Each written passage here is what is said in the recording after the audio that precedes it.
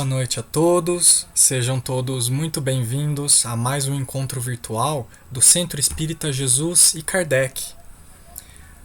Eu convido a todos nesse momento então a iniciarmos esse nosso encontro com a nossa prece inicial,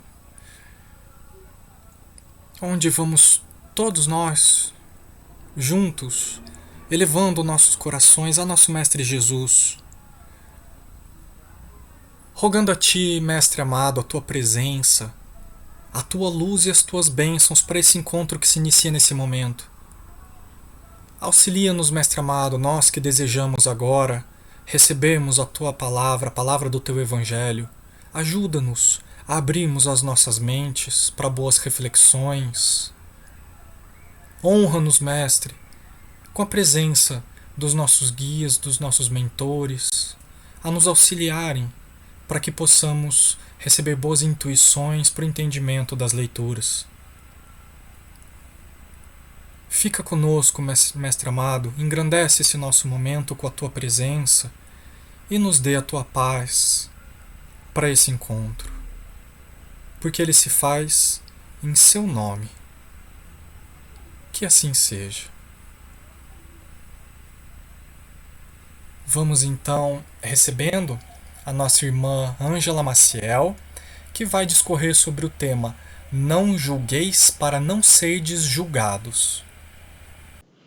Olá, meus irmãos, que as bênçãos de Jesus recaiam sobre nós e que possamos aprofundar os ensinamentos do Mestre através do estudo do tema de hoje, intitulado Não julgueis para não serdes julgados. Este tema encontra-se no capítulo 10 do Evangelho segundo o Espiritismo, de Allan Kardec.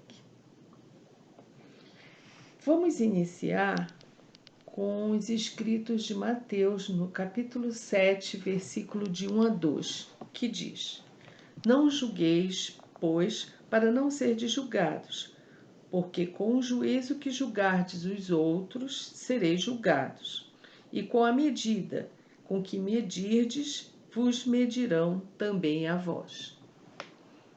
Logo em seguida, nós vamos encontrar João, em seu capítulo 8, versículo de 3 a 11, que diz: Então lhe trouxeram os escribas e os fariseus uma mulher que fora apanhada em adultério, e a puseram no meio, e lhe disseram: Mestre, esta mulher foi agora mesmo apanhada em adultério, e Moisés, na lei, mandou apedrejar a estas tais. Qual é a vossa opinião sobre isso? Diziam, pois, os judeus, tentando-o, para o poderem acusar. Jesus, porém, abaixando-se, pôs-se a escrever com o dedo na terra. E como eles perseveraram em fazer-lhes perguntas, ergueu-se Jesus e disse-lhes: Aquele dentre vós que estiver sem pecado, atire-lhe a primeira pedra. E, tornando a baixar-se, escrevia na terra. Mas eles, ouvindo-o, foram saindo um a um, sendo os mais velhos os primeiros. E ficou só Jesus com a mulher, que estava no meio e em pé. Então, erguendo-se Jesus, lhe disse: Mulher, onde estão os que te acusavam? Ninguém te condenou? Respondeu ela: Ninguém, Senhor. Então Jesus lhe disse: Nem eu tampouco te condenarei.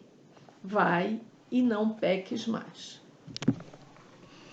Bom, aqui nessa passagem de Jesus, a gente tem vários ensinamentos envolvidos, como a indulgência, a misericórdia, a lei de ação e reação. Agora eu vou começar por aquela que mais chama atenção e depois, aos poucos, nós vamos interpretando os demais ensinamentos trazidos pelo Mestre. O que mais chama atenção e que todo mundo conhece é a questão levantada por Jesus em sua fala, que diz: aquele que estiver sem pecado, atire a primeira pedra. Logo de cara, aí temos estamos falando de uma hierarquia moral, né? Jesus, que na verdade ali era o único que tinha hierarquia moral para julgar, porque era o espírito elevado, mais elevado que já esteve na terra, não o fez. Ele não a julgou. Porque exerceu misericórdia, indulgência e muito amor, né? Mas quando ele começou a escrever na areia e disse essa frase, e os mais velhos vão saindo aos poucos, isso nos faz refletir sobre que todos nós temos pecados também, ou todos nós tivemos escolhas inadequadas, caminhos contrários à lei divina. Senão, nós não estaríamos encarnados em um planeta de provas e expiações, num planeta inferior, né? Aqui nesse planeta estamos porque é exatamente o lugar ideal para nós reformarmos os nossos vícios, as nossas características embrutecidas, moralmente falando. E por que saíram primeiro os mais velhos? Porque ele faz questão de assinalar isso. Porque, veja, quando somos bebezinhos, como somos criancinhas muito pequenas, nosso aparelho físico, nosso corpo material, ainda não nos dá condições de nos responsabilizarmos pelos atos e escolhas com uma consciência aprimorada, né? Com uma consciência mais plena, né? Porque nosso sistema nervoso central, nosso cérebro, nossas experiências, pelo menos aqui nessa vivência, ainda são poucas. A gente ainda vai passar pelas provas, ainda vai vivenciar tudo que foi programado para podermos nos posicionar e passarmos ou não por elas. Quando estamos mais velhos, tivemos mais oportunidades tanto de crescimento quanto de queda, caso escolhamos o caminho errado. Então, lógico, né? Quanto mais velhos somos, mais vezes erramos. E também mais vezes podemos acertar. Por isso somos mais experientes. E cada um, começando pelos mais velhos, foram saindo, porque perceberam essa chamada de Jesus para reflexão de si mesmo, de sua condição moral. Era como se Jesus dissesse: você nunca pecou? Você nunca errou? Você realmente está em condições de julgar essa mulher, de condená-la?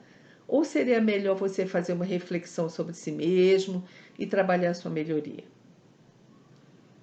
Se você fosse ser condenado por esse pecado que você fez e está pensando agora, nesse momento, você pediria essa punição para você?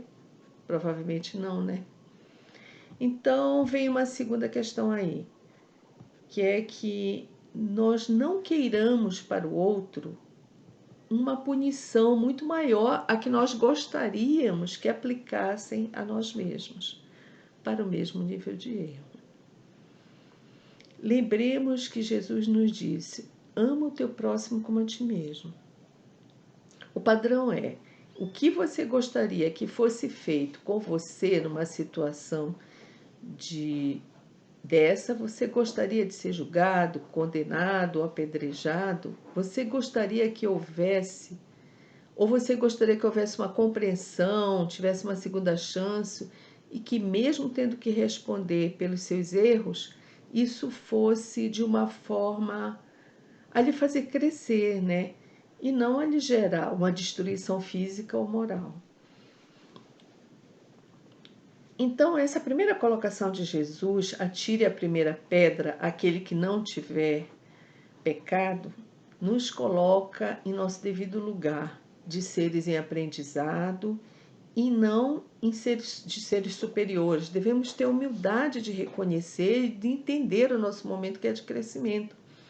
Devemos estar mais atentos às nossas questões interiores, ao que devemos desenvolver, o que devemos aprender, do que ficar de olho na questão do outro, que, diga-se de passagem, não depende de nós, só depende do outro. Aí eu lembro daquela outra passagem que diz que nós ficamos apontando o cisco ou o argueiro no olho alheio e não vimos a trave no nosso olho. Estamos assim, muito pior do que ele e não vemos, achamos que estamos ótimos. Em compensação, por qualquer coisinha nós condenamos o próximo. E como somos generosos com o nosso ego. Em Pão Nosso, Emmanuel nos lembra, através da psicografia de Chico Xavier, no capítulo 85, intitulado E o Adúltero? Que Jesus fez justiça não permitindo que recaísse só sobre a mulher o delito, pois não existe adultério unilateral, né? Vamos combinar. Onde se ocultava aquele que atuou criminosamente segundo os costumes da época com a mulher? O papel do homem e da mulher se completam em tarefas específicas num trabalho único dentro do plano evolutivo da humanidade. Quando há uma queda em experiências inferiores, nunca é responsabilidade de um só. Ambos não levaram, não santificaram a tarefa recebida.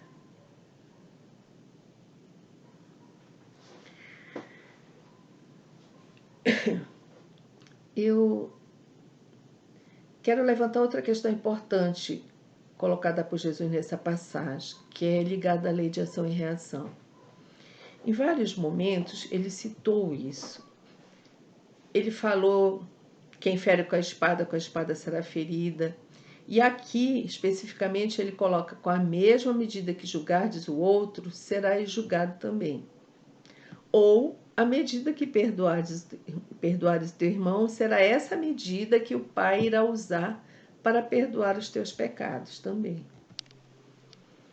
A lei de ação e reação é universal e, em termos da própria natureza, da forma como tratarmos o nosso planeta, nós teremos as consequências disso. E a gente já está vendo isso, né, gente, no nosso meio ambiente.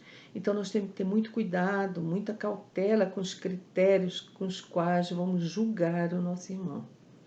Porque, na verdade, além de sermos julgados por esses mesmos critérios, nós estamos nos expondo, né? Tem aquela coisa de que Pedro, quando fala de Paulo, está muito mais falando de Pedro do que de Paulo. Em geral, quando nós apontamos o dedo, quando nós julgamos, quando nos colocamos, quando nós colocamos as nossas falas expondo ao nosso irmão, nós estamos colocando muito de nós mesmos, né? Por isso, é diferente a conduta de Jesus com a indulgência, a misericórdia, o não julgamento dele, com sua amorosidade e justiça diante da situação, em relação aos judeus que trouxeram a mulher, mas que já vieram com pré-julgamento nas suas cabeças, já predeterminando que ela seria apedrejada, pois estava na lei e costumes da época, e ainda com a má intenção de provocar Jesus. Aí a gente vê demonstrado a essência e o nível moral desses seres, né? Jesus em sua magnitude moral e os seres inferiores aqui encarnados, ou seja, nós, né? Aqui, no caso, representado pelos judeus que trouxeram a mulher adúltera para ser submetida ao julgamento.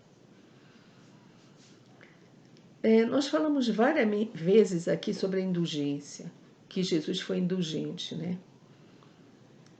É importante que nós possamos compreender o que é indulgência. Por que que esse espírito elevado age dessa forma?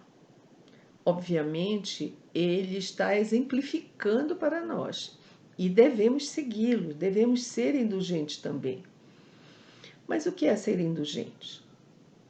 A indulgência é uma disposição do espírito em amenizar as consequências vexatórias que o erro do nosso próximo conduz.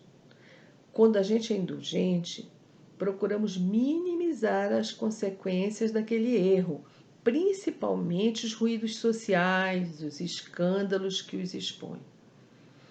A gente pode e deve, por uma questão pedagógica, se possível, chamar o nosso irmão à parte, sem expô-lo, e conversar com ele sobre aquela atitude que não foi adequada, fazendo o possível para compreender o que o levou a essa situação e ajudá-lo a superar.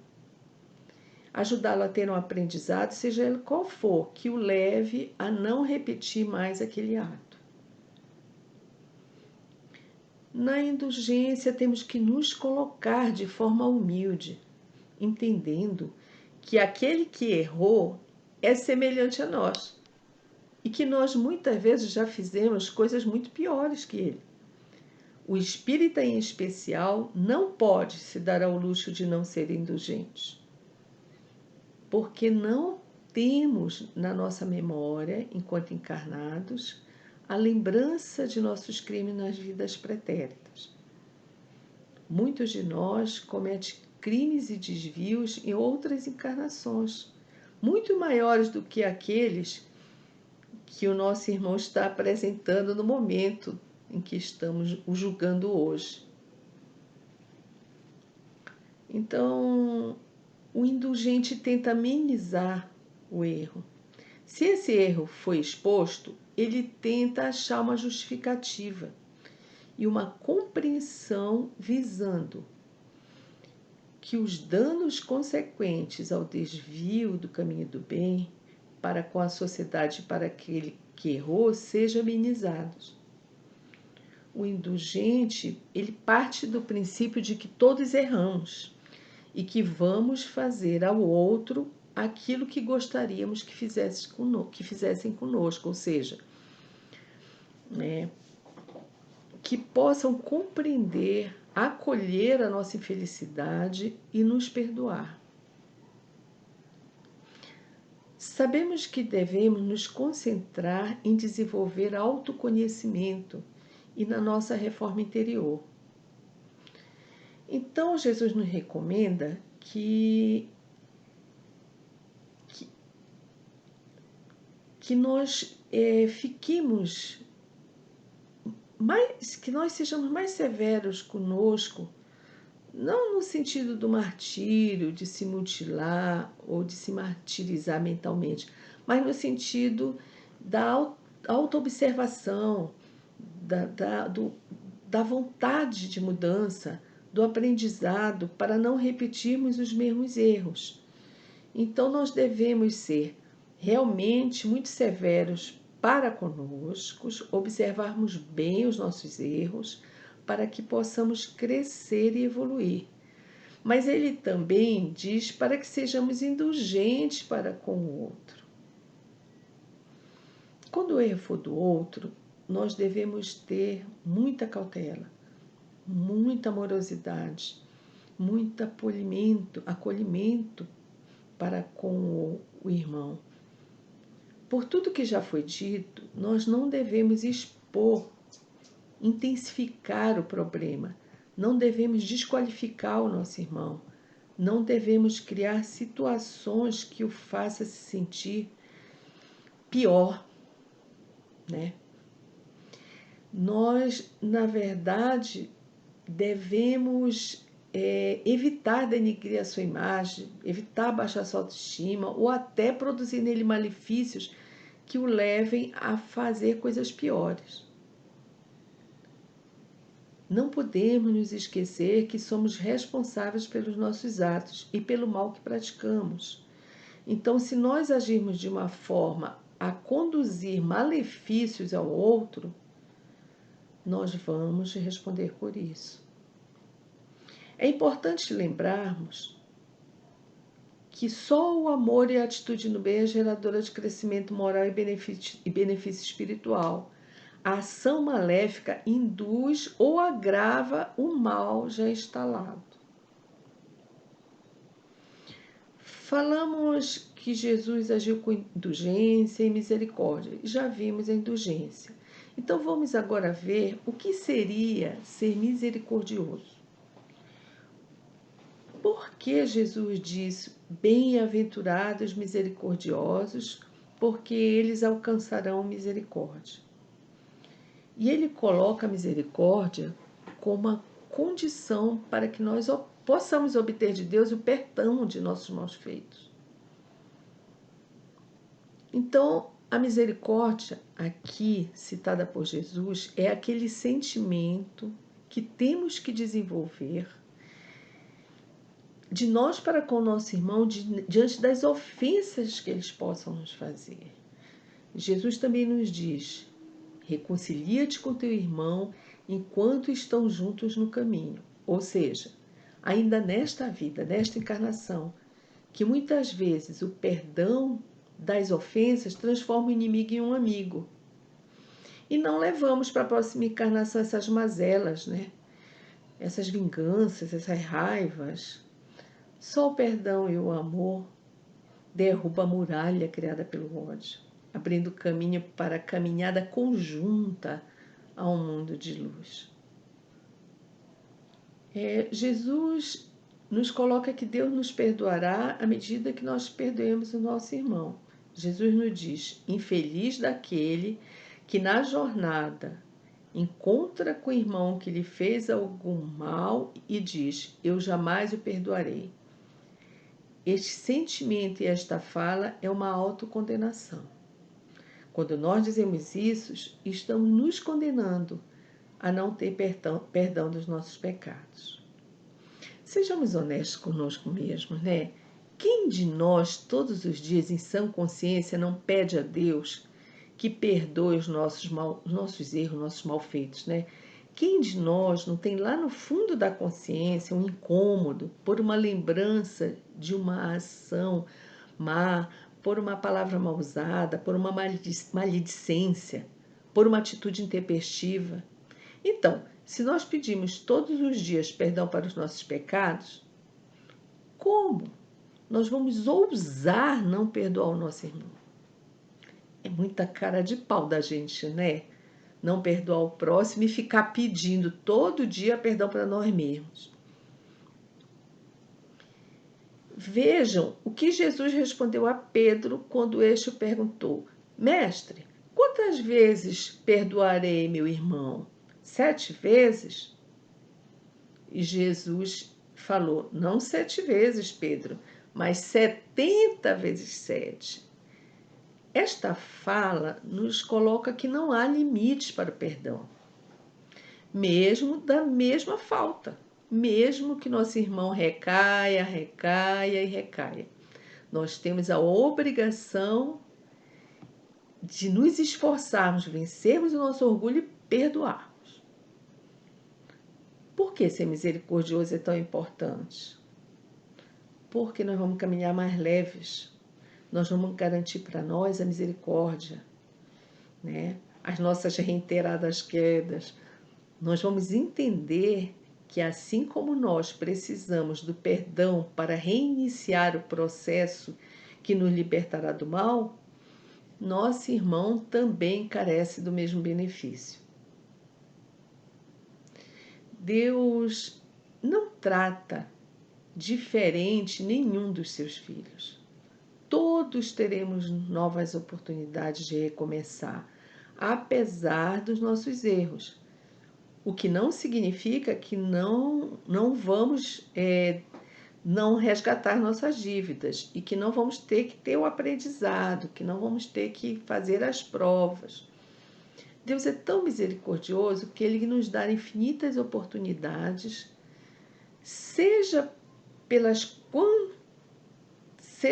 inúmeras reencarnações que Ele nos permite, né, para o nosso aprimoramento, ou pela nossa capacidade de autossuperação. Imagina se Deus não nos desse uma segunda chance. Como nós íamos evoluir? Cairíamos na estagnação da condenação eterna, que não existe, né? Pois é uma negação da lei do progresso. É muito importante que a gente entenda que a misericórdia, junto com a reencarnação, é o passaporte para a nossa evolução, pois nos trará novas oportunidades de crescimento, nos permitirá seguirmos a jornada evolutiva em aprendizado e resgatando as nossas dívidas, respondendo pelos nossos atos e pagando os nossos débitos até o último centio. A misericórdia é um ato de caridade elevadíssimo, ainda difícil na nossa condição moral, mas não é impossível. Para tal, nós devemos lutar contra o nosso orgulho, nos esforçarmos ao máximo para atingirmos o êxito. Depois de tudo que nós dissemos até aqui, que nós devemos ser indulgentes, amenizar as faltas do nosso irmão, ser misericordioso, perdoar infinitamente os erros do próximo, agir com caridade, com amor, não julgar para não sermos julgados, né? Alguém pode nos perguntar, então, nunca deveremos repreender o próximo? Deveremos fazer vista grossa ao mal? Certamente que não, né? E acima de tudo, nós devemos lembrar que cada um de nós deve trabalhar pelo progresso de todos. Então, nós não podemos nos omitir ao mal, porque ele obstrui o progresso e atrasa a evolução. Devemos trabalhar para que eliminemos o mal da terra, iniciando por retirá-lo de nosso coração. É muito importante que preservemos a cautela e que alguns princípios já comentados anteriormente se façam presentes ao julgar o nosso irmão. Ou seja, é necessário que aquele que censura tenha autoridade moral para fazê-lo, não podendo ter cometido o mesmo erro ou pior, sob pena de não ser respeitado. Vamos pensar aqui na Terra mesmo. Nós não aceitamos que um juiz de direito, mesmo sendo humano e imperfeito, seja um criminoso. Como poderá basear seu julgamento na ética, na justiça, se sua queda foi igual ou pior que a do réu?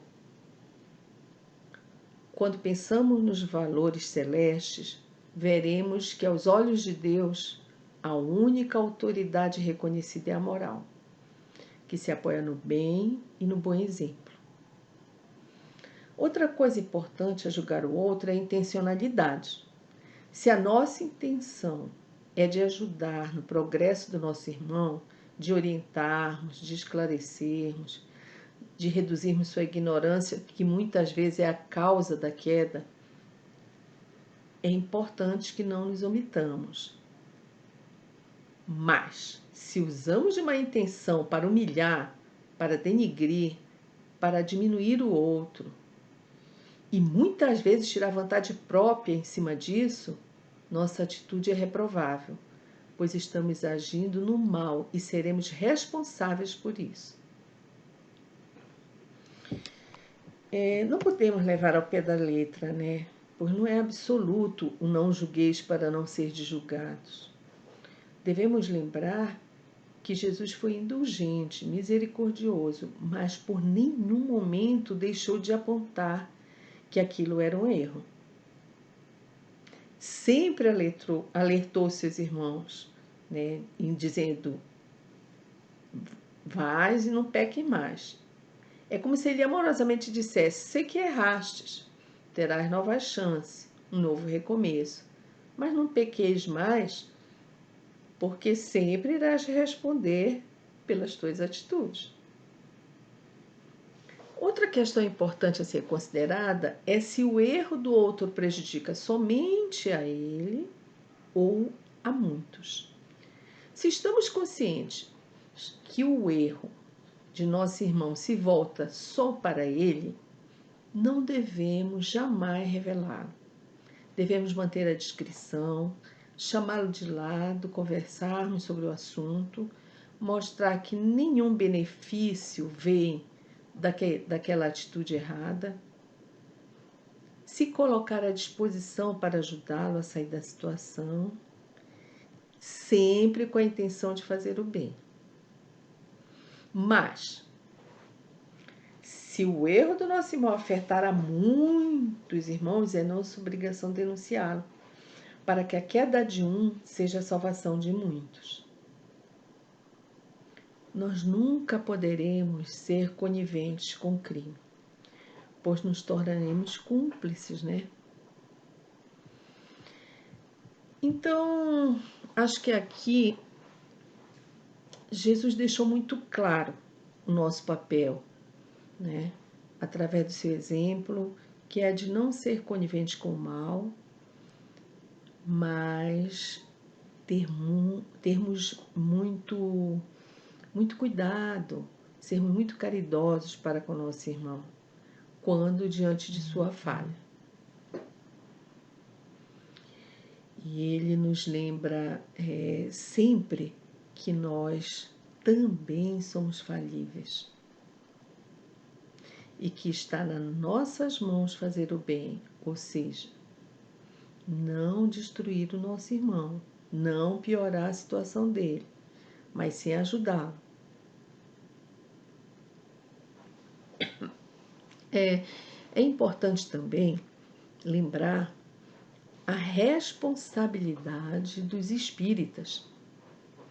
Nós sabemos de tudo isso. Sabemos que temos vidas anteriores, né? Essas vidas nos trazem os pesos dos malfeitos do pretérito, né? E sabemos que o corpo físico, ao desaparecer, não apagará os nossos erros. E que deveremos ser cautelosos para não aumentarmos a nossa dívida, pois na próxima encarnação vamos responder por tudo o que fizemos. Então, meus irmãos, vamos ser misericordiosos, indulgentes e lembrar que através desses atos de caridade é que vamos melhorar a nós mesmos e a toda a humanidade. E era isso. Até a próxima. Agradecemos ao nossa irmã Ângela pela explanação dessa noite e vamos partindo para o encerramento do nosso encontro com mais um momento de prece.